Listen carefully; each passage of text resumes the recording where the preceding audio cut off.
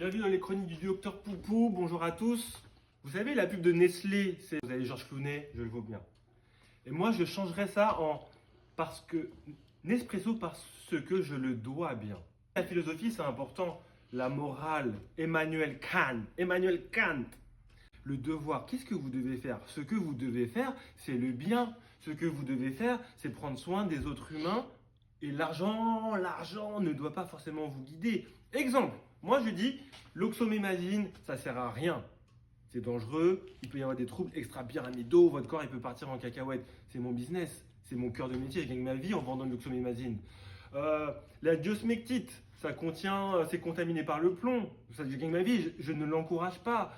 J'en ai rien à faire de vendre des choses si je dois mettre en danger des gens. Mais c'est mon devoir d'information.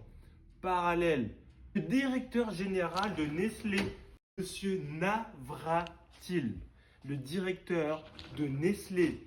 Chapeau à lui, il a gravi tous les échelons du bas vers le haut. Il a deux enfants. Il a deux enfants. Papa, c'est mes enfants. Et je dis que quand on est père, comment on peut, quand on sait que le lait qu'on vend est contaminé par du céréulide. Là, aujourd'hui, il vient de sortir dans Le Monde.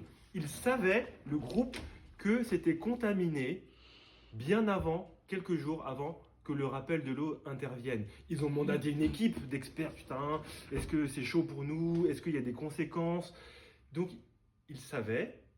Donc, quand tu es directeur général et que tu as deux enfants, je ne sais pas l'âge de ces enfants, tu te dis, putain, les actionnaires, finalement les gens qui me font vivre au conseil d'administration, qui ont voté mon salaire, qui ont voté ma prise de fonction, et il est vanté comme un gars super inclusif, tout le monde est content de travailler avec lui.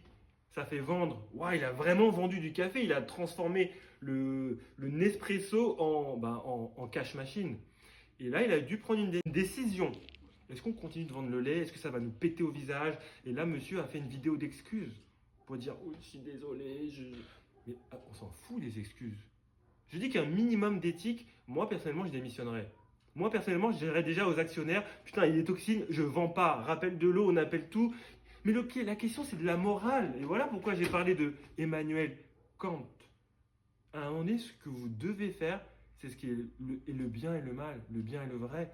Probablement, je pense qu'il va sauter si le scandale prend de l'ampleur. C'est infusible. Sauf qu'à un moment donné, vous avez cette belle entité qu'est Nestlé, ce sont des grands groupes immoraux. Mais si c'est votre enfant qui est contaminé, c'est grave. Et peut-être qu'un jour on dira, ils sont morts, les enfants, à cause de cette toxine, parce que ça va prendre du temps. Mais à un moment donné, qu'est-ce que vous devez faire? Enfin, il y a une responsabilité, c'est important, c'est le mot responsabilité. Ça compte.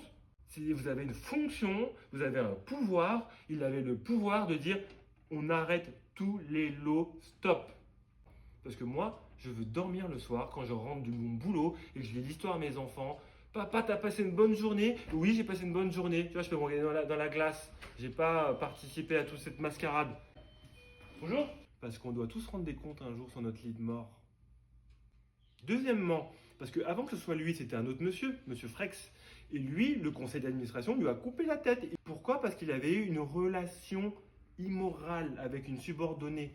Donc on lui a coupé la tête pour une histoire de coucherie.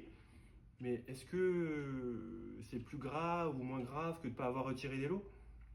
Alors qu'on sait qu'elles sont contaminées par une toxine potentiellement mortelle. C'est la question que je pose. Mais moi, en tout cas, je peux dormir tranquille. Et je terminerai par un peu de lecture. Club de lecture du docteur Boubou. Je vous recommande, toujours sans aucun lien de publicité, mais pour développer votre culture économique, ce livre sous forme de bande dessinée sur l'histoire complète de A à Z du Moyen-Âge jusqu'à aujourd'hui de l'économie. Et vous verrez que c'est très intéressant ce que je vous parlais sur la personne morale, personne physique, l'entreprise qui est responsable, qui ne l'est pas, parce que la notion de responsabilité, elle est faite exprès pour être diluée pour que justement les scandales perdurent. Parce que quand on ne sait pas qui fait quoi, on ne sait pas qui attaquer. Voilà, j'en terminerai là. Bon week-end, bis.